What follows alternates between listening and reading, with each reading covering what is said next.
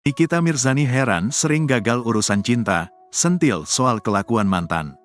Nikita Mirzani heran sering gagal dalam urusan percintaan.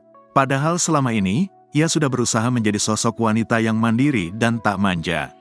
Namun kisah asmaranya kerap berakhir dengan perpisahan.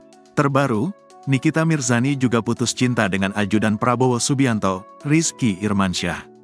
Pria tersebut bahkan dituding melakukan kekerasan fisik dan mental pada Nikita semasa mereka berpacaran.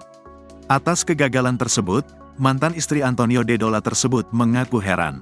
Sebab, ia merasa sering mendapatkan pasangan yang kurang baik untuknya. Masih menjadi misteri kenapa wanita yang serba bisa dan mandiri lalu nggak manja selalu dapat laki-laki modelan sakit jiwa semua, tulis Nikita Mirzani. Meskipun begitu, Nikita Mirzani mengaku tak ingin menyimpan dendam jika ada yang menyakiti hatinya. Sebaliknya, yang terpenting baginya kini justru menjaga kesehatan.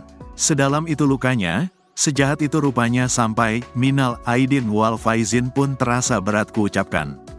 Tapi ingat, kita sudah terlalu tua untuk mempermasalahkan sakit hati. Yang kita pikirkan sekarang bagaimana caranya supaya gak sakit pinggang, kesemutan, sakit lutut, dan salah urat. Sakit hati gak usah dipikirin. Sebelumnya, Nikita Mirzani marah-marah diminta balikan dengan mantan pacarnya.